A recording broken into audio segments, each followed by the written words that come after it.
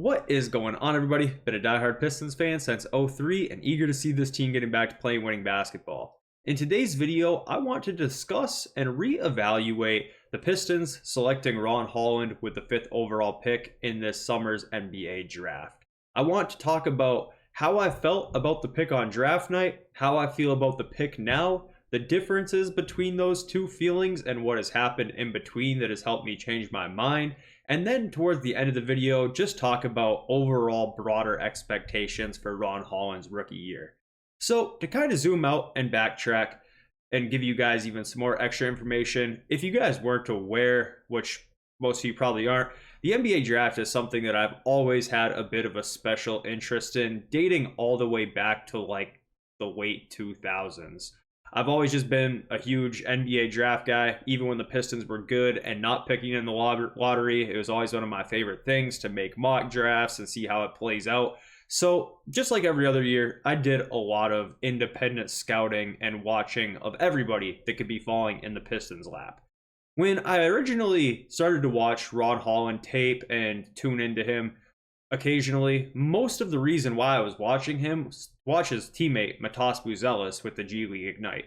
The reason why I was more intrigued with Matas Buzelis was because I felt like at the time he was a better fit for the Detroit Pistons. Some of my earliest videos on this YouTube channel, when I started this channel right before the draft, I was speaking on how I think that Matas Buzelis' jump shooting numbers and three-point percentages were not exactly very accurate or something to depend on because I thought that they could potentially be better. During my time in watching Matas, I got to see Ron Holland in passing, but I mostly wrote him off because I just felt like that there was such an overlap between his and Asar Thompson's skill set that I didn't even think that he would be on the table for the Pistons to draft. Not in the sense that he wouldn't be available, but that the Pistons wouldn't even think about taking another non-shooter. So naturally, when the NBA draft came along and came around, Pistons are on the clock at 5. Matas Buzelis is still there. There's a few other guys that I was interested in, like Donovan Clingan, still on the board as well. So when they took Ron Holland, initially, I wouldn't say upset, but I was caught off guard and didn't really know what to think. And my gut reaction was to not really agree with the pick. As I mentioned, the main reason is because he has the shooting concerns that is such an overlap with exactly everything that was a problem with our team the year before, and also our previous 2 or 3 first-round picks in Asar, Duran, and Ivy, none of which were particularly good shooters. So at the time, I was like, oh man, like I don't really know about this. Of course, there's always going to be people who say don't draft for fit. That's something that people will always say, and it's a consensus. Everybody will just repeat that. But there's a difference between drafting for fit and neglecting fit. There's drafting for talent, but within reason and consideration for your roster, which I would typically go for. So that's a whole different story. But nevertheless, a lot of words to say. At the time, I was not the highest on the pick. I was open to it and like not losing my mind over it or anything like that. But the thing is, I feel differently about it today than I did at that point in time. Why do I feel differently about it today? Is because we addressed the needs of the team in the offseason after the draft.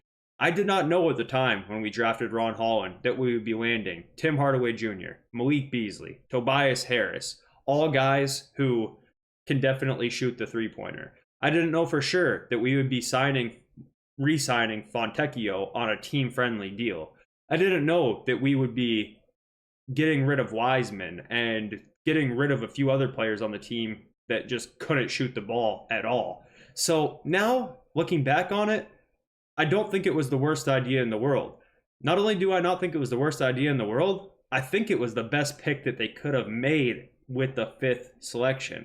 Because when you really dive in and see what Ron Holland is all about, the dude has more potential and a higher ceiling than anybody else who was in this year's NBA draft, barring some crazy unexpected breakout. Of course, sometimes players slip through the cracks and Nikola Jokic goes 41st or Manu Ginobili goes 57th, whatever it might be.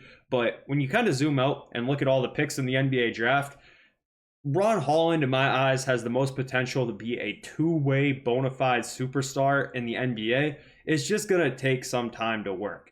And now, the other good part about that is we don't need him to step into a starter role this year and just figure it out on the fly. And when it doesn't work out in the first year, we have to start bringing out pitchforks, right? So I think that he's in a position where he can take time to develop without having too much of a load thrown on his shoulders, unlike a lot of our other recent top picks. And I think that the upside is so high that the pick just absolutely makes sense now. I don't really know why I felt like we needed to address shooting in the draft. I guess it was just because being reactionary from the terrible Pistons season previous year, that it felt like a lot more was going to be carrying over with us into the future than what in reality is. Because now that you got guys like Fontecchio coming back, Tim Hardaway Jr., Beasley, Tobias, Isaiah Stewart, Paul Reed can even shoot it a little bit.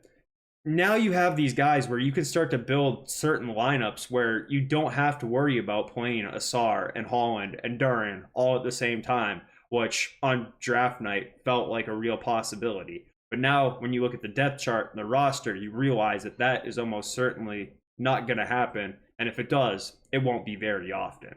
So not at all mad at the pick anymore. I actually love the pick now that I've gotten to know Ron Holland, the personality a little bit more too. I think that that really fits well as a team, and have a lot of faith in his development. In regards to that, just as a person, I feel like he's a really, really good personality for the locker room as well, which is something that I think is often underrated. So especially with young guys. So I think that it was a great pick. I actually love the pick now. If the Bulls call this tomorrow and for whatever reason I was in charge, they offered Matas, who was kind of the guy who I was writing home about during the draft process, I'd say no, just because of what I know now. Where if on draft night I was the person making that selection, I would have taken Matas Buzelis with the 5th pick, unquestionably. If not, maybe Klingon. But no, I would have drafted Matas on draft night. But now knowing what I know and how the rest of the roster is shaped up, I'm definitely happier to have Ron Holland, because I just think that physically, athletically, defensively, everything is going to be a way higher upside with Ron Holland. And the shooting capability, I think, has a realistic chance of panning out. Not only do I think it has a realistic chance of panning out, I think it's in a different class than the shooting issues of somebody like Asar Thompson or previously Killian Hayes. I think that shot has a lot more potential to work itself out in a quicker time frame. And if it does, you have the archetype of a player that everybody in this league wants, right? Prime Kawhi Leonard, Jaylen Brown. You talk about these two-way guys who can play the 2-3, guard a lot of different positions, athletic, can get to the hoop, get paint touches by themselves. They can drive, they can do everything, right? Two-way superstar. If all works out with them, the ceiling is so much higher than anyone else in the draft. So just wanted to make that video and talk about that, because a lot of my mind has changed about Ron Holland between now and the day we drafted him. I'm super excited to have Ron Holland on the team now, and he's actually probably one of the players I'm looking forward most to watching this upcoming season. So let me know what you guys think. Has your guys' opinions changed on Ron Holland now that so much has changed between now and draft night? Did you guys like the pick on draft night and feel the same about it now? Let me know how you guys feel. Catch up with y'all soon.